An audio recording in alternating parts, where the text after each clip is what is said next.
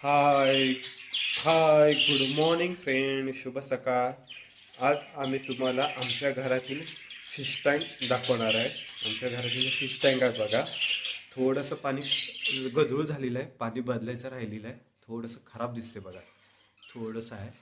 पण याच्यामध्ये आमचे सर्व फिश आहेत बघा. याच्यात आपल्याला दिसत बघा, अप डाऊन कॅटफिश आहे, तसेच पॅरोट आहे, शिवरम आहे, खालच्या बाजूला एल फिश, तसेच पिराना फिश पण याच्यात आहेत. ग्रीन टेरर आहे. नंतर